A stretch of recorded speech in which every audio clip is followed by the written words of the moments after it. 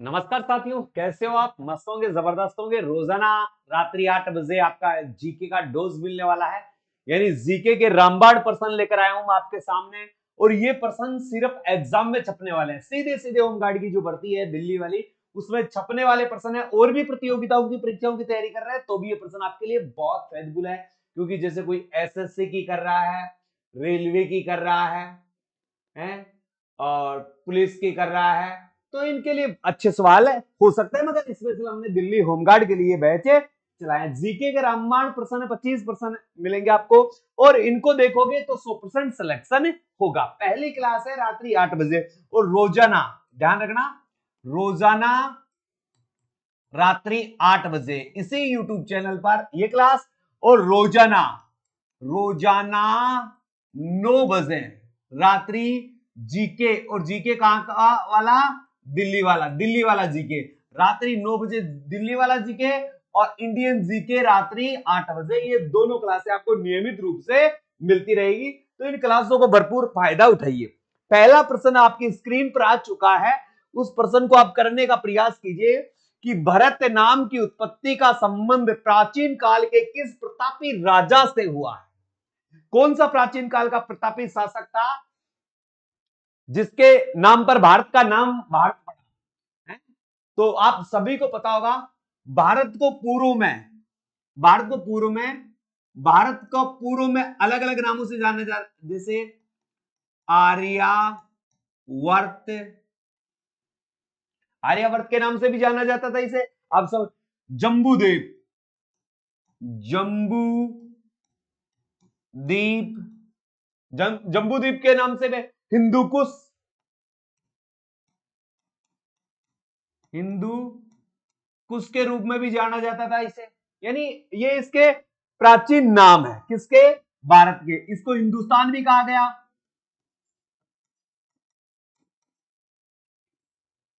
कहा गया है नहीं क्या? इंडिया भी अंग्रेजों ने आकर दिया और वर्तमान में इसे भारत नाम से जाना जाता है। भारत संविधान में संशोधन करके भी इंडिया अर्थात भारत अब होगा भारत अर्थात इंडिया, ऐसी परिभाषा इसकी की गई है।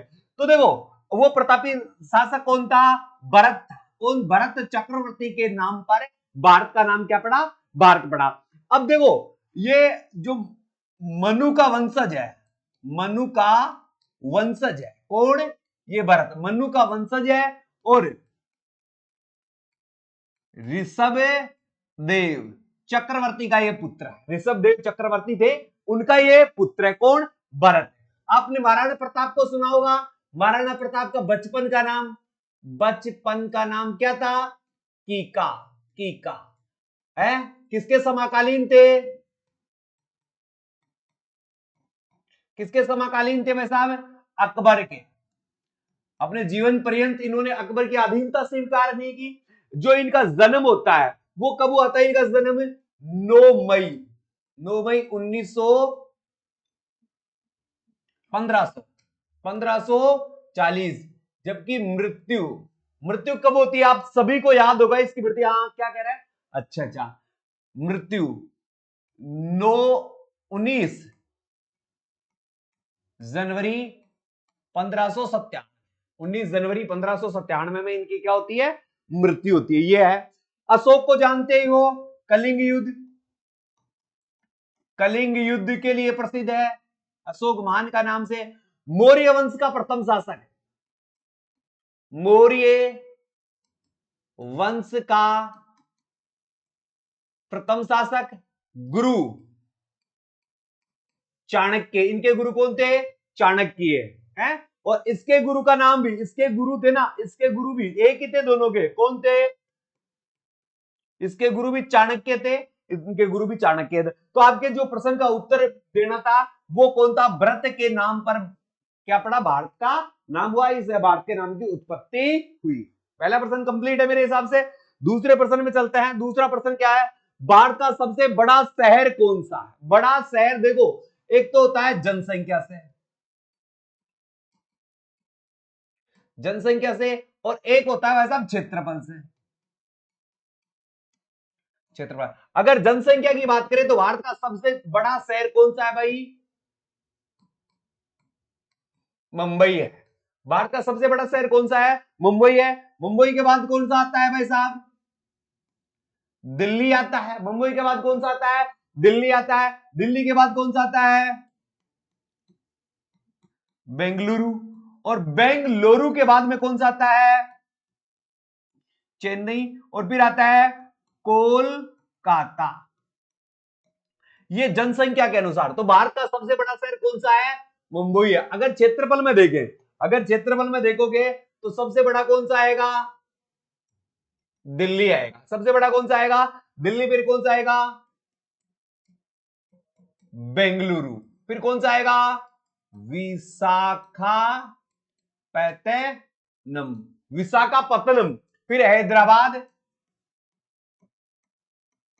हैदराबाद। और हैदराबाद के बाद आएगा लखनऊ।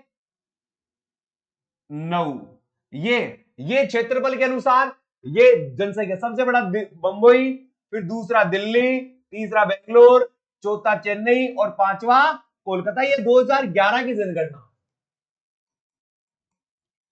जनगणना 2011 के अनुसार है। तो जबकि क्षेत्रफल में दिल्ली, फिर बेंगलुरु दूसरे नंबर पर, तीसरे विशाखापट्टनम, चौथे पे हैदराबाद और पांचवे पे लखनऊ। इनके क्रम पूछ सकता है, इनका क्रम पूछ सकता है।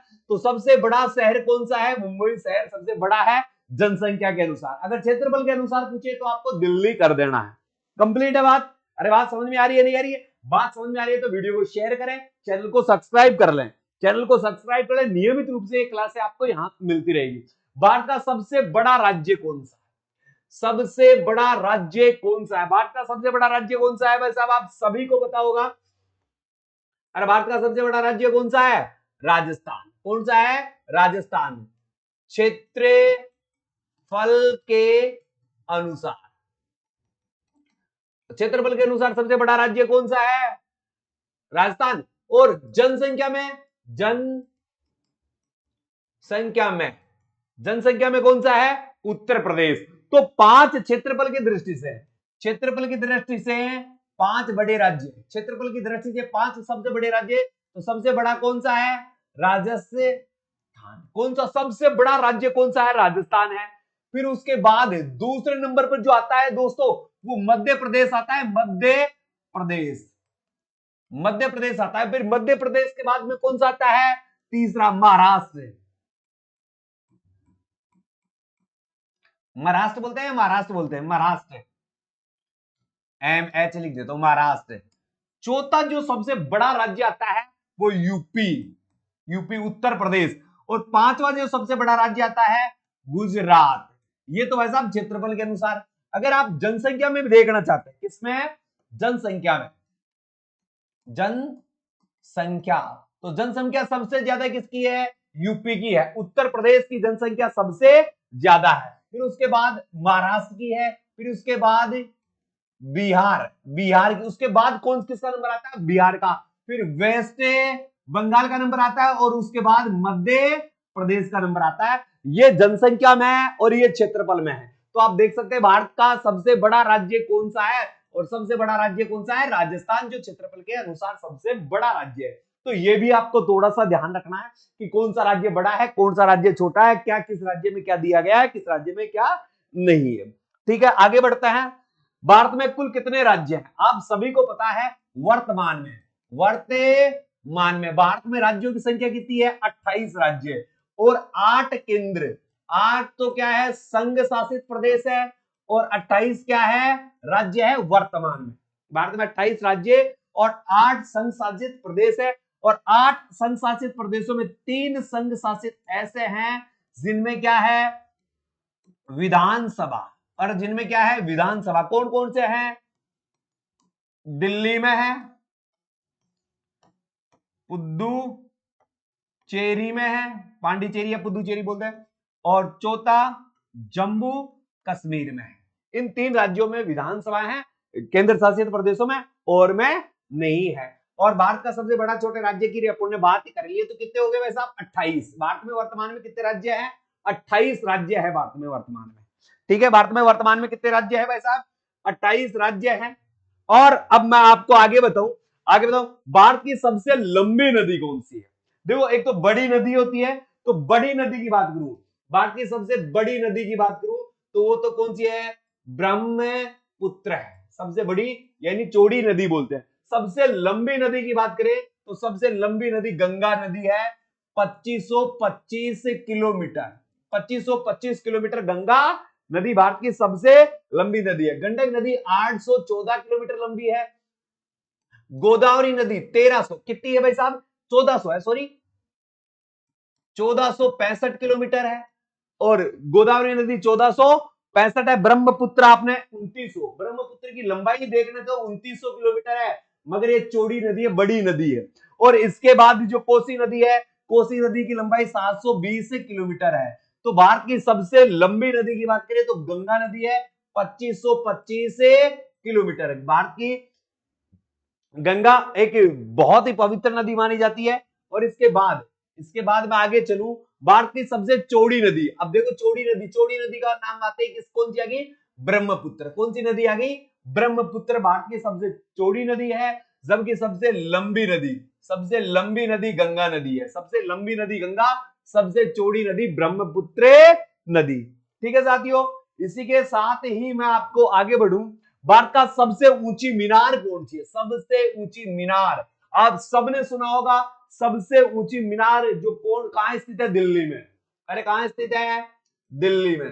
अरे कहां स्थित है, दिल्ली में। क्या नाम है, कुतुब मीनार। कुतुब मीनार किसने बनवाया था, कुतुबुद्दीन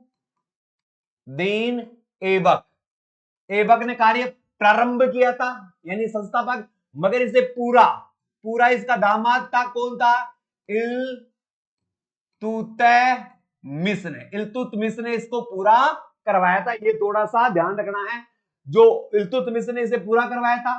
कुतुबुद्दीन ऐबक ने इसका कार्य प्रारंभ किया था, कहां है, दिल्ली में। कौन सी सदी में ये पूरी हुई थी, 12वीं शताब्दी में। कौन सी शताब्दी में, 12वीं शताब्दी में। अगला प्रश्न आपके सामने, भारत का सबसे लंबा बांध कौन सा है, भारत का सबसे लंबा बांध कौन सा है। जल्दी से कमेंट्स बॉक्स में कमेंट्स करके बताएं भाई साहब, जल्दी से कमेंट्स बॉक्स में कमेंट्स करके बताएं कि भारत का सबसे लंबा बांध है, भारत का सबसे लंबा बांध कौन सा है भाई साहब।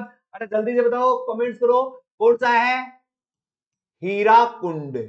हीराकुंड बांध कौन सी नदी पर है, सतलज नदी पर। कहां है, उड़ीसा में। अरे कहां है, उड़ीसा में, सतलज नदी पर, उड़ीसा में बसा हुआ, सॉरी सतलज पर नहीं है, महानदी पर है, महानदी पर, सॉरी महानदी पर है। कौन सी नदी पर है, महानदी पर।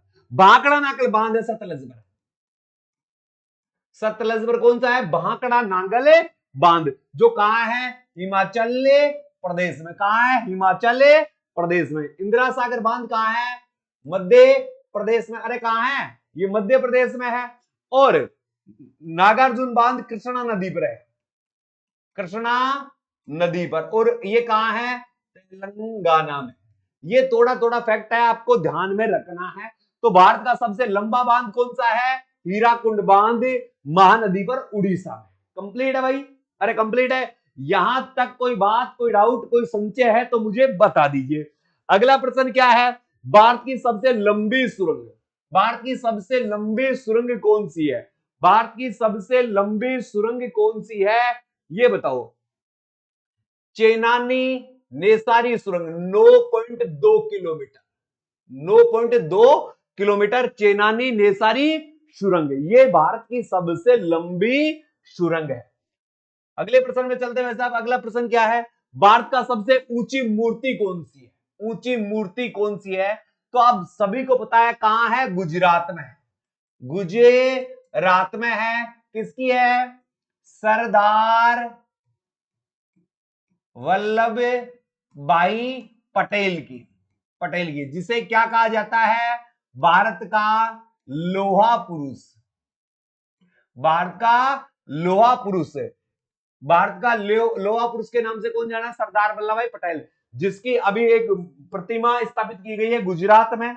और उस प्रतिमा को क्या कहा गया है, स्टैच्यू ऑफ यूनिटी। ये भारत की सबसे ऊंची मूर्ति है, वर्तमान में भारत की सबसे ऊंची मूर्ति है। तो दोस्तों मुझे ये बताइए, आज के प्रश्न आपको कैसे लगे, प्रश्न अच्छे लगे तो वीडियो को शेयर कीजिएगा, चैनल को सब्सक्राइब कीजिएगा। छोटा सा सेशन आता है, बहुत अच्छा सेशन आता है, इसमें बहुत शानदार प्रश्न आपको देखने को मिलते हैं। इतने कम समय में इतने अच्छे प्रश्न कर लेना बहुत अच्छी बात है। तो डेली क्लास पर आना ना भूले, रात्रि 9 बजे ये क्लास आपको रोजाना मिलती रहेगी। कमेंट्स करके जवाब दे क्लास कैसी लगी। गूगल प्ले स्टोर पर जाकर भाई स्टडी ऐप खरीद सकते हो। आप अगर पढ़ना, भाई स्टडी, ये भाई स्टडी ऐप है, यहां पर दिल्ली होमगार्ड के लिए, दिल्ली होम गार्ड के लिए मात्र 399 रुपए में बैच मिल रहा है। कितने रुपए मिल रहा है? 399 रुपए में बैच मिल रहा है। तो अगर आप नियमित रूप से ऐप के माध्यम से पढ़ना चाहते हैं और दिल्ली होमगार्ड की तैयारी कर रहे हैं तो भाई स्टडी ऐप को डाउनलोड कीजिए, मात्र 399 रुपए में कोर्स खरीदिए, जिसमें आपको वीडियो, टेस्ट पेपर, पीडीएफ, ये सब यहां से मिलने वाली है। अगर क्लास अच्छी लगी है तो क्लास को शेयर जरूर करें, चैनल को सब्सक्राइब करना ना भूले। रोजाना रात्रि 8 बजे आपको जीके की क्लास और रोजाना रात्रि 9 बजे ऐसे ही प्रश्नों की दिल्ली जीके की क्लास मिलने वाली है। नियमित रूप से आपको ये क्लासें मिलती रहेगी। इसी के साथ अलविदा चाहता हूं प्यारे मित्रों। जय हिंद, जय भारत।